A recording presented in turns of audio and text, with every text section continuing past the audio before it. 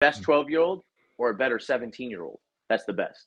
Right. If you want the best 12-year-old, then single them out and let them play one sport and put all your cards in one basket at a young age. Hello and welcome to the Coach Your Kids Right podcast. I am Skip LaCour. So glad you are joining. We have a special guest, Coach Mark Wine. If you are a parent of a child and they're just getting started, 5 years old to 8 years old, could be a little bit young, could be a little bit older, but around that age, this is your first time through. It isn't like you've had kids and so you've learned from your mistakes, or who knows, maybe you're repeating mistakes. Not sure, but it's your first time around. Very important to you to get your kids off to a great start. What do you do? Right? You've got the best intentions, maybe some help, some perspective, some strategies, whether they're specific skills to make them better in the sport, or really what you're going to hear a lot in the Coach Your Kids Right podcast is mindset. And why are you doing this? If you are a parent, it's not just an extension of you. Hey, you didn't make the high school team. You're going to make sure your kids are going to make the team. Now you're committed to relive what you weren't able to live. Probably not the best podcast for you. But if your goal, the big goal of this, is to help your kids build confidence, their own personal development, to challenge them to become resourceful, to become gritty, to be tenacious, to be a problem solver, to be optimistic, all those qualities, sports, that sports can develop that. And the great thing about it, you can do a little bit of work, a lot of work, you get the games, you get the camaraderie. It's a great life lesson, just filled with skills done on a continual basis. That's what I love about sports. That's what Coach Wine, who I'm going to introduce you to in a moment, he's living it, he's breathing. He's been living it a lot longer than I have too. So that's why I'm excited to have him as a guest. But that's what this show is about. This podcast, everything that I present is coming from that perspective. So if that sounds like you want more of that, then you're going to love the podcast and the guests that I bring. So let me introduce you to Coach Wine. How Coach you doing? Thank you. Great to have you here, sir. Awesome. Let me tell you why I have Coach Wine here, because I think I'm driving myself. I'm ambitious of what I want for my kids. All right, and so I see Coach Wine living and breathing it every single day because I'm looking around. I'm learning from all the parents. Who's doing it right? How could I do it better? So I'm engrossed. I'm immersed in this.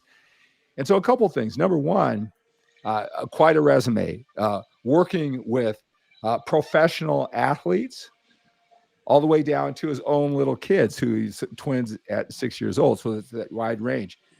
There's a school in our area, and, it's not, they dominate in sports, but the culture of the kids, the young men this kid produced, I just love being around the energy. All right. And he's a major contributor coach, strength and conditioning coach in there. So he's seen this development of confidence, building strong young men, strong young women through sports. He lives it and breathes it in a lot of different stages. So who would have better perspective than Coach Wine? I also see him coaching the basketball, football out there with his own kid, 11-year-old Mark, and a twin 6 years old. Is that right? Yeah, I have two younger ones beyond that too, but yeah, 11. The three that I coach are 11, and then I have two 6-year-old twins. I have a 2-year-old daughter, and I have a 3-month-old. Right. So I got a lot. Right. It Yeah. shows what kind of, and you're an expert at a lot of things. Obviously, strength training, sports specific training, nutrition. And what I'm most impressed with, mindset, mental toughness, because again, that's what our kids need for the rest of their lives, right? They got to handle everything, right? So,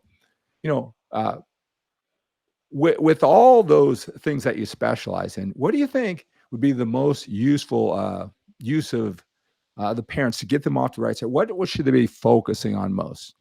All right, out of all those, because I'm looking on Instagram and TikTok, and I'm seeing all these really specific skills. And I see a lot of kids, as they get older, they can do those skills, but right up here, they don't have it. It can't translate. So I'm curious, what should the parents of very young, as they get into this journey, what should they be focusing on with all those different options and all your expertise? Yeah, I think primary is the big mistake is to focus on the skill development. I think it is easy to get caught up, especially in Instagram, social media, all that stuff, how much focus we put on drills and all the different skill development. And I think we missed the lesson behind the skill development. So to me, the primary principle of, when you start having kids at this age and you're having them play and participate in sports is learning the lessons of sports. You could go into team and how to work well with others. And I do think that's great. Learning to battle through adversity. I think that's great. But I think one thing that is lacking is that you're trying to learn and teach these kids how to separate themselves from others. And it doesn't mean that, I don't mean that in a solitude kind of way. I don't mean that they're antisocial. But what I mean is, if you think about the professionals of the top, like Michael Jordan and Kobe Bryants of the world, that are the best of all times, and they often they don't talk about skill development as much. When you look at the lower levels, they're always skill, skill, skill, skill, skill. You'll go on Instagram, you'll see all these things about drills and, we should do this because this guy does this, Curry does this. But what they talk about is purely based on their mindset that was built around why they were successful. And I think with kids at a young age, it's a great opportunity to start developing that young. And so as a parent and then as a coach, I'd rather focus on how do you separate yourself from the others. Now, that means you have to bring a positive attitude. You have to have fun. Obviously, there has to be an enjoyment there. You have to see that from them, but you have to bring positive attitude. You do have to put them in situations where they have a chance at failing. I think sometimes in this participation award era, we want them to succeed at everything, but you don't learn from success. You learn from failure. So I think that's a really big thing to actually embrace and learn and cultivate. But then you have to teach them how to deal with failing. So my big thing is, when they're talking about a sport, they're talking about something about they want to do. I'm like, hey, you enjoyed it, right? You loved it. Yeah, no, it was so much fun. I had this. Da, da, da. I said, great. If you want to do that more often, you just need to make sure you're setting time away and practice. You got to practice. I'm like, I don't want to be the one to drive it. So I'm like, hey, have you practiced this week? Oh, you didn't practice this week. I'm not going to punish them for it, but I'm also going to be like, well, if you want to separate and you enjoyed playing more, if you enjoyed the success that you had, well, maybe you should start, practice more so it keeps happening more and more. So it's like a lesson like that I think we need to focus on as parents and as coaches. That is the intangible that starts in the mind of those. You're cultivating this young mind, and that is the most important thing. The skills will come, but learning how to acquire the skills is more important. Right. So, a certain level of standards, because, you have a 9-year-old and he loves it, right? And he thinks working hard equals this or this. And it's his standards because he hasn't been around. He doesn't know what's ahead. Right. Like you said, he's going to learn through pain. Hey, I didn't work hard enough. Right. And then you got to deal with that and help him saying, well, what could you have done that time? He can learn through pain, or he can learn through the discipline that you teach them. And I tell my kids that all the time. What you want to, but they don't see, they don't have that pain yet. They can't go into the future. If I don't work hard, this may happen. That's something that you're going to have to implant those standards, right? Correct. And they may not stick right away either. Yeah. That's the other thing. I think everyone thinks they're going to be able to cultivate and develop their kid right off the bat. And it's like, that's not necessarily the case. And I think a lot of parents, what ends up happening is you're kind of trying to do so much to do it. And so it's important to kind of sometimes take a step back and allow like another coach to coach, another coach to do it too. Obviously that coach has to earn your respect a little bit too, of course, because you are trusting them with your child. But at the same time, you also have to step back as a parent and say, if I'm the only one expressing this over and over again, they might reject it. Because as like kids, especially as they start getting older, they will push back against what you're saying. And they don't necessarily always want to go outside and play catch with you. Now, maybe they do. And every kid is a little different. My 6-year-old Leo is always wants to play catch. He would love to. If I'm like, hey, you want to do this? My 11-year-old, bonding more than anything, right? Not so much about he gets a bond with dad. Yeah. But my 11-year-old, he's never wanted to play catch or shoot with me. It's like he's just more like, no, I'm good. I'll do. So it's and again, my other 6-year-old, who's a twin brother, you would think, are they the exact same? Not even close, right? So, and that's what I mean. It's you kind of have to understand that. It may not be set up in that perfect realm for you to be able to do that and participate perfectly. But if you have things around and allowing these others to coach, that can also express this message. But I've learned that my big thing with my kids is talking about effort and talking about the Mm, attitude. And mm, that's kind of where I learned from my dad. He never once coached me on skill or technique, mm. not one time. He always coached me on, hey man, effort level is great. And he was like, you want to get better? Okay, you have what else can you do to separate yourself? So, I'd get creative. He brought me to the gym when I was young, and it took my game from mediocre at best to 10 times better than most people on the field, just because I was, doing extra work. I was getting stronger. I was getting faster. Unbeknownst to me, I was just bodybuilding. I mean, I didn't even know what I was doing at the time. I was just lifting weights. Yeah. So it's sometimes, and I bring that up because sometimes we put so much emphasis on what we're doing. Like, how come, well, you weren't doing Olympic lifting at the time? It's like, no, I wasn't, but I was also out working guys. I was, and so that lesson to him from my dad and part to me is like something I push onto my kids, where Right. I don't coach them on their skills. I coach them on their attitude and their effort, So let you me know? ask you a question. So uh, let's just assume everybody watching this podcast, right?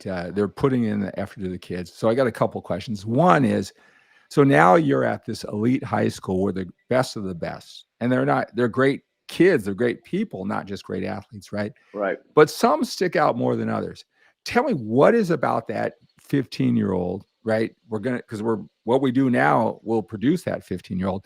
What is about him? Like, tell me a telltale sign, like that kid's got that Jinsei quality. He's got that something Yeah. special. What are those tip-offs to you?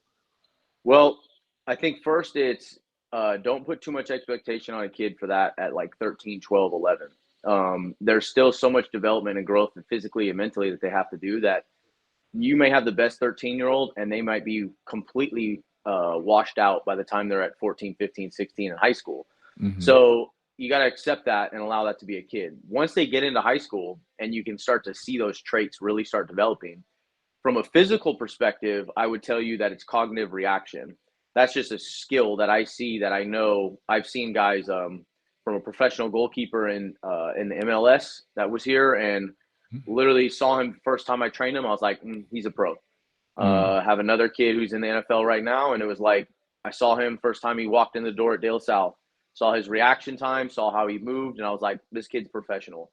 So there's a physical trait that you can see. Now So the intent, tell me that. So like at, right at the beginning, 5 and 8 years old, what can they do now to set that up if they yeah. can? So right. So okay. So that's an interesting thing, right? Because one time we start singling kids out too young in sport, so we put them only in soccer, right? And they're Mhm. like, oh, they're the best soccer player at 8, so they're going to be specialized in soccer. They do that in some countries overseas. I'm telling you, I don't see that working well here in America. Yeah. And what it does is it kind of singularly focuses them. They have imbalances, and their reactions sometimes will slow down. So what I mean specifically about this reaction is that the time it takes from them to see something and process and move is so quick. It is something that is often untrained. Okay. So it is becoming more popular in performance training, and places all over the place are starting to do more of it. Because think about it this way, if I could, let me be this might clear it up. So if you take a cone and you said we're going to run a shuttle, so it's A, B, and C. There's 3 cones, and Mhm. you're going to move from cone B to C, from C to A, and then you run through B. Okay, that's a closed agility drill, right? What Right. that means is that it is basically a linear, you know exactly what you're doing. You know the start, you know the stop, you know the parameters, you know the distance, you know everything. Okay, so in sport, it's all about reaction. You're reacting to almost everything, and it's information processing with visual reaction. But the majority of the time, what we do with kids is we train them to move based on auto cues, right? So Right, you right, right. hear and you go, or we dictate where they're going in these drills. And so And by the what way, they if your kids are 5 to 8 and you said you lined out, do this and do this and this, and it takes them 82 times and they still get it wrong, right. that's pretty normal. You don't have a defective kid, right? Right, 100%. So what Yeah. my point is that this is a progression. So this is where I would argue that multiple sports help. So Mhm. if you have kids that play different sports, they're seeing and operating and processing through different things. So I think it's good to not specialize your kids too young. So like a 5 to 8 year olds, it's like you should have them mixed up, feeling what sports they like. They shouldn't just be in one sport. They should be going through seasons and enjoying basketball, football, whatever, right? Whatever they're playing. And I think that's a really good way to keep that visual instinct, so to speak, Okay. operating at a high level. Okay. Also, there is a progression to training. There's a progression to development. If, to your point, if I tell a kid go between those cones and I tell them the exact parameters and they can't do that, then I'm going to stay within that parameter until they can develop and master that skill. Mm. So sometimes we'll try to show them 20 different drills. Well, why are you showing them 20 drills? They've never been good at one. Why not give them an opportunity to feel confident and have success within those maybe 2 to 3 things? Then you can develop and progress out. And that's one of the shortcomings of social media is they'll show you the coolest drills in the world, and you're like, as a part-time coach, it's like yes, or or as a dad or a Right. mom that wants to get their kids better, you're like, yes, I'm going to implement this. But like you forgot the fundamental drill, like a basketball. Well, you got to shoot first. So why would you go off dribble, work through 3 cones, and then shoot when they can't even shoot in the first place? Right. Let's focus on shooting first. So it's like we want to learn the fundamentals, and I think in the youth sports, it's now, as my kid has a little bit of success, we want to bolster that.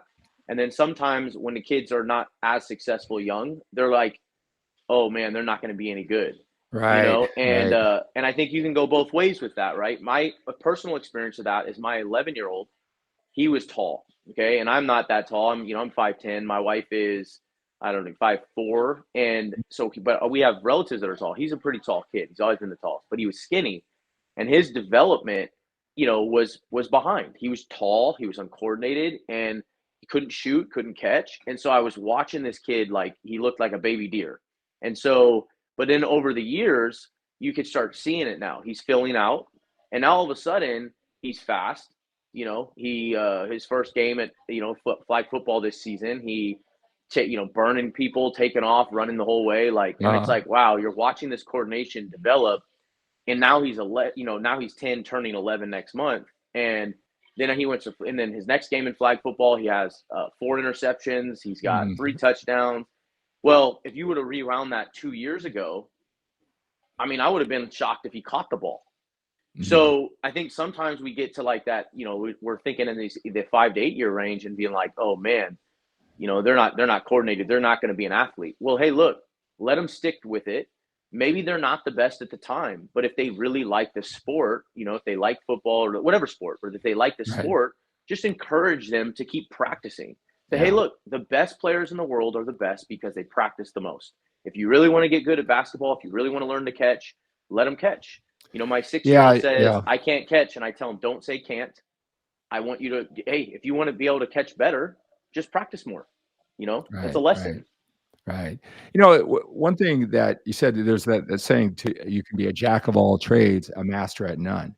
And so Right. you may have some parents at this early age, they have them starting, even though you said for overall development, they should play as many sports as possible. I totally believe that too. Even if it's tougher on us as parents, Right. it may be tougher on them because there's going to be those 1 or 2 kids that are just as athletically talented, but the parents supported them focusing on one and they got more reps in. So your son may be the best athlete, but who knows, on that team, there may be 2 or 3 that all they do is play basketball. And so Right. it becomes the measure. And you're sitting there going, I know my kid's better. Yep, I can exactly. focus on when you got to resist that urge and think of long-term, right? I agree. And one thing, if you can think of it this from a philosophical perspective, when you really think, like, short-term pleasure is usually something you want to avoid, and you think long-term gain. And if you can if that's for your mental perspective, then think about it this way. And I'm going to state this very simply. Would you rather have a better 12-year-old, the best 12-year-old, or a better 17-year-old? That's the best. Right. If you Right. want the best 12-year-old, then single them out and let them play one sport and put all your cards in one basket as a young age. If you want them to be the best as they get, and I'm going to say this from like a sports perspective, but if you want them to be the best at 17, 18, a senior in high school, go to college, potentially get a scholarship, if that's what they want, not what you want, but they want, then I would suggest allowing them to play in more sports earlier on.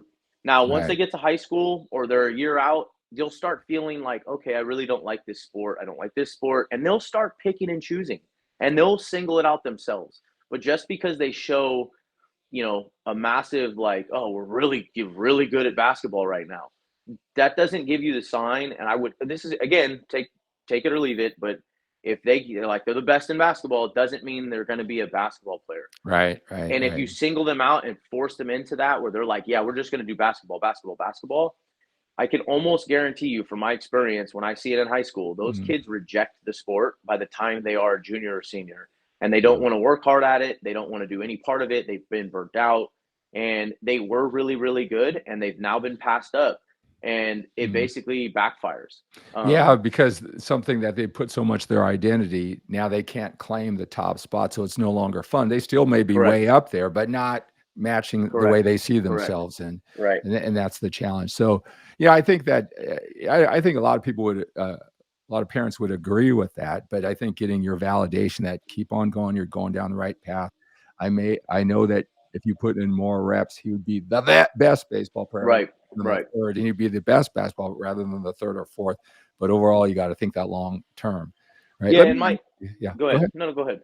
So, I had a question for you Hmm. because even with all of your background, uh, and you went through this. Like one thing I talk about is that the ideal person that I'm going to speak to target this to, although a lot of different personalities and parents with different goals can benefit, is the parent who hasn't gone through it yet. This is the Right. first time they're going through it. And the reason why is that they can have an 11-year-old like you did, and well, that worked fine. And maybe they won't second guess it. And maybe it wasn't optimal. Maybe they could have done a lot of things better, but it somewhat worked. And so they're going to carry that on Right. with the second group of kids.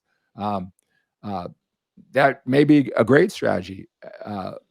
But my question to you would be, even with your extensive knowledge and personal experience being a kid and performing so well yourself and being around so many athletes, what is the number one mistake that you can say that you made with your 11-year-old the first time around that you're going to make sure that with your 6-year-olds that you're gonna improve upon that? Not that you did a horrible job with your 11-year-old, Right. Right. but you Right. can do it even better. You've learned that lesson to prevent some of the parents listening to this, watching this. Um, to be honest with you, this answer is very easy for me.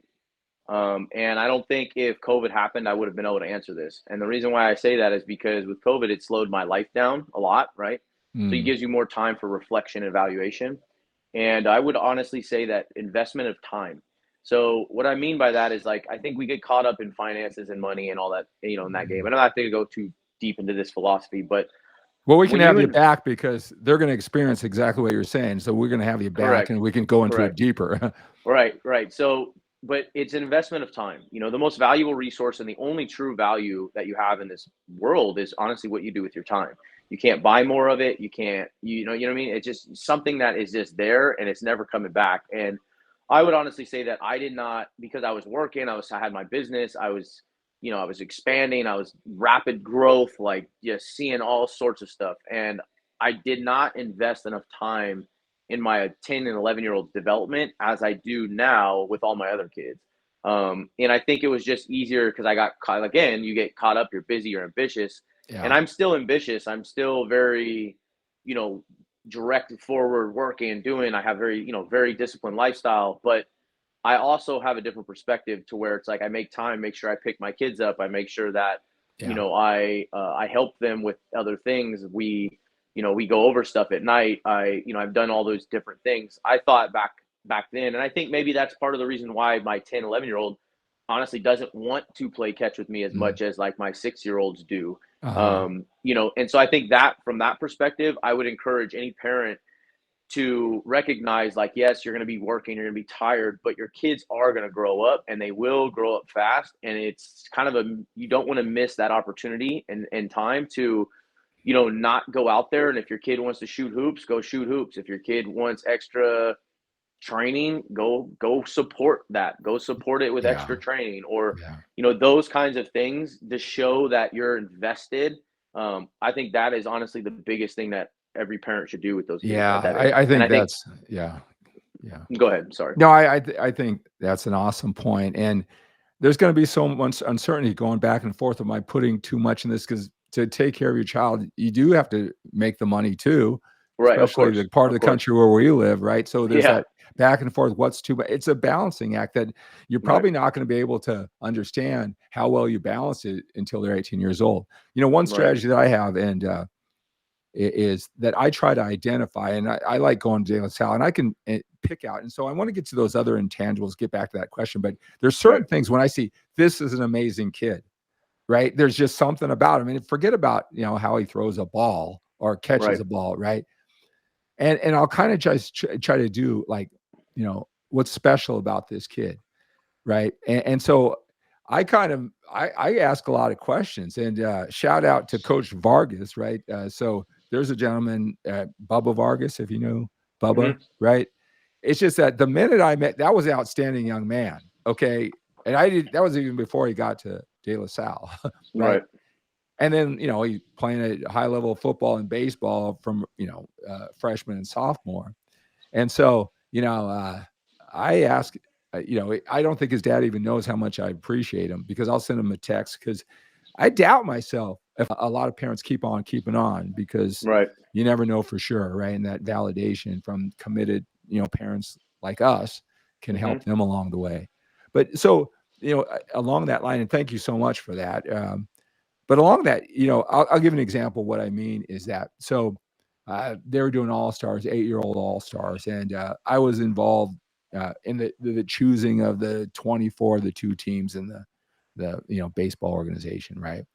And so, I know what I instill in my kids, how I want them to act as a young man and a young woman, and it's about hustle, it's about attitudes, how coachable, those type of things.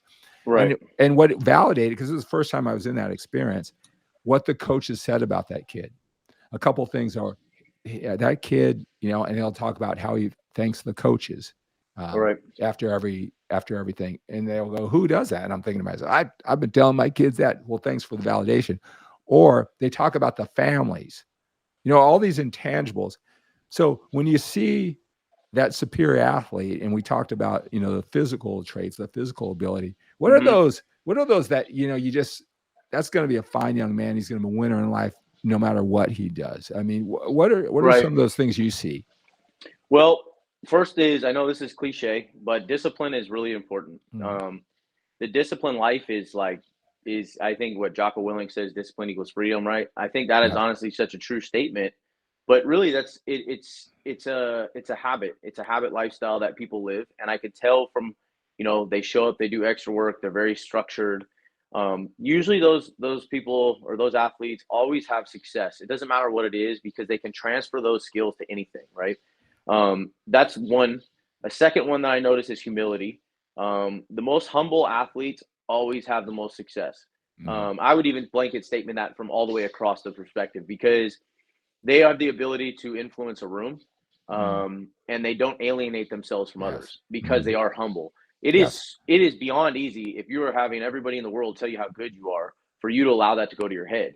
And I have seen it ruin plenty of athletes. They have basically let it go to their head. They have nobody backing them up, and when it gets dark for them, they don't have anybody there to help them. And truthfully, it has to do with them, with how they carried and presented themselves, because they allowed their ego to not be put Right. in check. Right. Um, Right. and I think that's a really big one. The humility side to me is one of the, and I think you walk that line, right? When you have that talent, you want to be Yeah. confident. You I'm want to be walking like, that line with Jace. You've seen Jace out yeah, there. yeah, exactly. Yeah. And it's, well, yeah, because it's like, I'm successful, I'm better than you. I know it. And but then you have to take a step back and recognize, like, well, that, yes, at this, but there is something that they are better than you at. Right. So, you're not unbeatable. You're not untouchable. I've never seen one athlete in my entire life go through an entire lifetime and never lose. Yeah. If that was the case, then you would be unbeatable, and you would be one in one. What are we at, 8 billion? Right. So I think there is perspective with that, but I think the Yeah. That's humble athlete always yeah. works hard. That's another Definitely. thing. I definitely agree. One thing, because this is about confidence in life, and you build confidence. I always say self-esteem is doing things that you do so well that impresses you, Hmm. right? That you're impressed with the amount of effort that you put in. So, the parents who would be following Coach Your Kids Right, who who soak up this information and apply it, they're going to put more reps in their kids. And if you put more reps, they're going to be better than the other kids. And hopefully Right. they gain the confidence. But it's not like I inherently so great. It's my work ethic is superior. Correct. Right. So Success and preparation. right.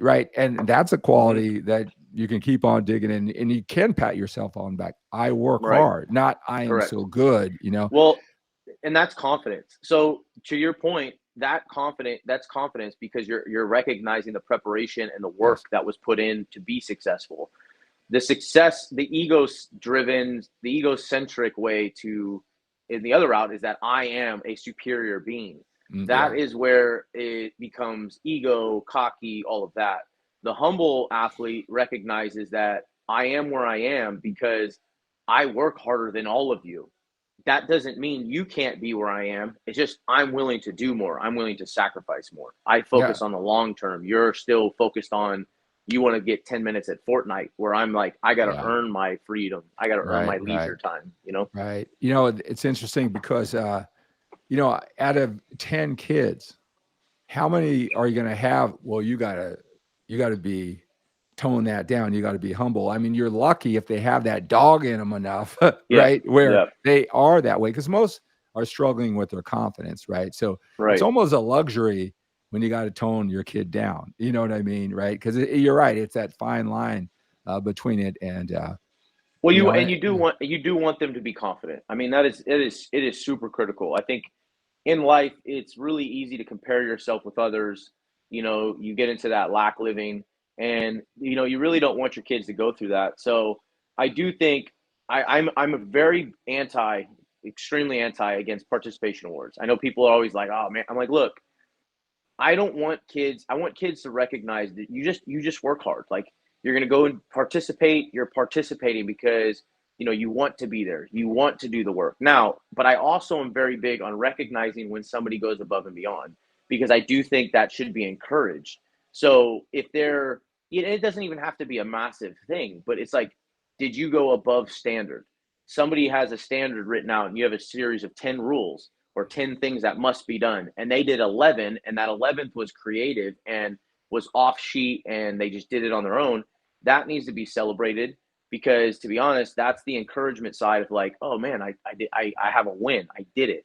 So I do think there are, they want, but then again, if you have 10 things on a list and they're allowed to check it off, those kids will also mm, recognize responsibility and success in them by themselves. They don't need external validation because right. now internally they feel validated from completing those tasks. Do you think this So is a that's a big challenge? thing. Yeah. Do you think this is a challenge? Uh, Especially like we as parents, we want our kids to learn from the lessons to build upon, have a better life than us, right? Right. I think there's society. It's how common is it? Is don't stick out. You want to fit in. Right. That you're passing that on to kids. And I see a lot of great athletes. The parents put the work. They got the coaching. They put in their time and the reps. They got a good kid, but that's holding them back trying to fit in, right? Because they're with Right. a lot of other kids that really don't care. The parents are putting that effort. So there's Right. that fine line. I think they're hypnotizing their kids to get close to the middle and don't stick out. I think that's more of a danger than the cocky kid. What do you think? Well, yeah, I agree. I think cocky kid has its own issues, and Sure. you can tailor it down and bring it back. But when you're praising or pushing your kids to be mediocre, I think that's the biggest flaw. I think that's a bigger flaw than anything, because I don't believe, like, I try to get my kids to I'm instilling in my children as much as I can to be an individual. I instill all of the kids that I coach at high school, especially with Dale South football. Like, I am really, really big on trying to make sure it's like recognizing that there still needs to be individual goals set. You need to have your own purpose for doing this, not just because you're going to be a part of a team. Yeah, learn Mm, how to manage and work with the other group, but it's still about you. You still have to figure out your own individual purpose and direction and aim at life, if you will. And I think parents should also want that from their children too. And yeah, yeah. something you said that stuck out, which I firmly agree with. I believe like I always say it like this. So my grandfather, my father was a better father than his grandfather. I will be a better father than my father. My children will be better fathers than I am, or my boys. And I don't say that to degrade past generations, but what my point is like they have taught they can teach you to a certain level because their time is finite, right? So they taught to a level.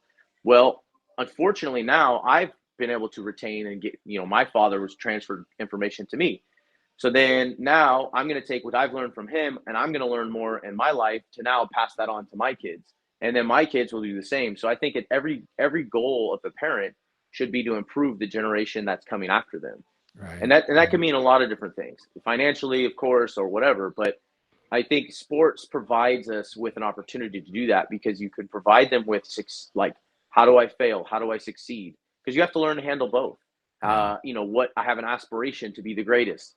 What do I need to do? Why am I here? What do I focus on? Those kinds of things. Like when I have camps at De La Salle or even youth camps here at my business, Functional Muscle, what we talk about at the very beginning is it seems very, and I would say it this way, 90% of the kids that are there probably like, oh, okay, whatever. But you know what? I don't care because I recognize that one day it will hit them. Oh, I remember when Coach Wine or whoever coach talked about this. And I set them in front and say, why are you here? What is the purpose and why? So I want them to define, hey, what are you trying to get better at? Why are you here? So there's a link there to say, well, and I say it as purpose driven. You have some purpose that you're working towards. And I think if you're going to play a sport, it should not be to participate. It should be there to learn life lessons. It should be there to thrive. It should be there to get better. So it's learning what's required to be successful. And those are the intangible lessons that I think everybody can learn. And at the ages of 5 to 8, when you are starting out in this journey, I think it's the best time to just start then. Yeah. Because it sets it up versus a 16-year-old trying to teach all of these lessons. It's hard. Right, man. You said so many things. My mind's going with I questions know, I know. and Sorry. comments. Yeah, yeah, We yeah, could talk for two, yeah. 3 hours straight. I'm so passionate about this. But one thing that you said earlier about the journey for the kids, it's sometimes as parents, we might think short term, and especially if you're new to this journey, how just 2 years of patience, 2 different seasons, what a massive change. And Right. you're going to have those rides home from the game where maybe you're a little it's always great when your son or your daughter does really well. I'm so Right. proud of them, and you have that Right. great feeling that lasts all weekend long, and that's why I Yeah. do all this. But there will be those times where you think you're just disappointed how they presented themselves. You wonder if they have that mental toughness that you're trying to instill, how they reacted.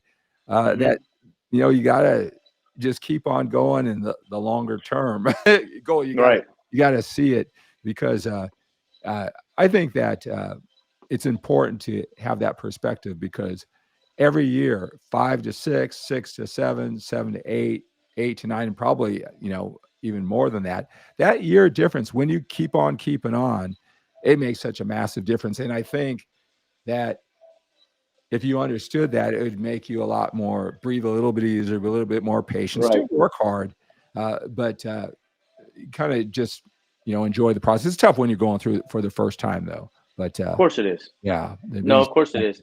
I yeah, think at the end of the day, you love your kids and, whether they're successful or not in terms of the immediate success, you are still only focused on long-term success. So that means they're going to be more confident. That means they're going to understand how to work hard. That means they're going to, if they want something, they know this is what's required. I can go get that. They want to believe in themselves and have faith, right? And so I think these are all big intangibles that I think sports can bring to the table for young minds. yeah, And I think from my perspective as a parent, I focus on teaching the lessons of the sport rather than teaching the sport itself. I coach my kids. I've always mm, said I don't want to coach my kids because I don't want to mm, have to coach them and then come home and coach them. So right, right, I pretty much leave the coaching side only at coaching. And then when we leave and go home, like I don't talk to them about plays. I don't talk to them about anything to do with the sport other than them telling me like, hey, I want to get better at catching. You need to practice. So I might ask them, hey, have you practiced today? That would be the most that's the most I'll ever talk to them about the sport. And if they could say no, it's like, okay, well, if you said if you said you wanted to get better, just remember you have to practice. If you want me to help you, let me know. Although, and that's it. I don't force them to like, I need you to go. It's just more of a, I'm here, I'm helping you, but I don't, as a coach parent, because I am coaching them in certain sports, I leave the like coaching side. I'm like at practice, practice is done. I leave it there. Right, right. You know, that whole liking the story, we'll find if we like. Do you find yourself uh, influencing the way their perspective? For example, at that age, they might not be focused on all these great benefits that would make them enjoy it. If you Mm-hmm. influenced them, if you guided them to focus on certain, do you find yourself what I call hypnotizing your kids, accepting the belief of maybe a perspective they uh, didn't really recognize at their young age, and if they were to highlight and focus on that area, they might like a sport instead of letting them determine if they like it. Do you find yourself influencing, doing your best to influence them to love a sport that they may be in the middle because of lack of perspective? Does that make To sense? Yeah, Yeah. no, absolutely. I think to a degree, I think every parent has an influence, right? I mean, at the end of the day, why are the sports that they're playing is not their choice. The sports that they're playing at a young age are your choice. You Right, sign them up right, for it. You right. sign them up for football. You sign them up for basketball. You sign them up for soccer, right? I didn't go and say, "Hey, do you want to like at a Exactly. younger Right, right, right. ages you don't do that. As they get older, it becomes a little bit more into their choice. The Mhm. one thing we always talk to my 11-year-old who's like he started playing soccer. Didn't like soccer. So we're like, "Cool, no worries." He tried it again, didn't like it. It's like, "All right, well, soccer, let's check that off and throw it out." I would have loved to seen him play soccer, but it's not my choice. It's his choice. Right. So I encouraged him to do things like so he loves football, he loves basketball. So I'm encouraging him to practice more when he like you want to get better, practice. Like this is what you want. So, but we won't let him go through seasons of not doing anything. So, you know what I mean? Like I don't want him to just sit there. Right, right. But when he talks about certain activities, like wrestling's one for him where, he's not die hard about it. He's in the middle. He's on the fence. So I do encourage him because I understand. I think wrestling's extremely helpful for younger kids, especially, but just Mhm. as a lifestyle skill, self defense, the whole nine. I think it's really good. And so I will talk to him and say, give him reasons of why it's really important to wrestle and what it could do for him later on. I absolutely do talk to him about it. I don't we're not like sitting there saying, if you don't go to wrestling, I swear to God, like we're not that. But at the same time, we do encourage it Right. for him to keep up with that specific, activity and sport. But I do think with every player or every kid, they have their sport that's going to be on the fence. Right, And right. so, you could, I think that's a tough one because I don't know if you do encourage or if you don't encourage. I mean, I do think kids are going to have to do things that they don't want to do in life, like every Mhm. adult. So I do think it is a good idea to sometimes dictate to a degree and to a level of what your kids are doing. I don't give him free reign at everything. It's their kids. They do live in short term. Is it? I gotta. Oh man, it's gonna take me a month. I'll just do this. It's Right, only gonna right, take me a right. day. So that's their mentality. So I definitely think it's important to encourage them towards something that will be beneficial for them in the long run. Because also it does set them up in life where they will have to do things that are uncomfortable and that are inherently something they don't really, really want to do. Right. Well, Coach Mark Wine, it was such a pleasure having you and talking about stuff that we're all passionate about. We got to do this again soon. Oh, absolutely. I'm going to put all your contact information in the Okay, description of this video. perfect. But what's the quickest way? Someone you just move them, they got to talk to you more. What's the best way to get a hold of you? Yeah, so my email is fmf, like Frank Mary Frank, fmfmark, M-A-R-K, at gmail.com. That's probably the quickest way. I'm on Instagram. My business is Functional Muscle. And then I have Coach Wines, Coach_Wine, and that's on Instagram as well. So I'm on there pretty actively. Those are probably the best avenues. I have websites too, but if you emailed or checked out one of those, you would be able to get there pretty quick. Right. And I know you're a guy who really responds. If you got a passionate parent, you're not going to turn them away. If they're that aggressive, go for it. You'll get in Right, contact with them, right? Don't right. think this guy's so busy. And if you're determined, give it a shot, right? You're going to respond to them, right? Oh So, yeah, I get coaches who cool. Ask me two different training questions, especially built around team sports and Olympic weightlifting. So I get it all the time, and I'm pretty responsive. At least to initially get the ball rolling, answer some of those questions and whatnot. All right. Okay, Coach Mark Wine, we're going to have you back. Visit him on all his social media platforms and reach out. All right. So that's going to do it for this Coach Your Kids Right video podcast. We're going to have more. We're going to have Coach Wine, and we're going to really help develop our kids, their confidence, their personal development through sports on more podcasts just like this. Have a great day. Thank you so much.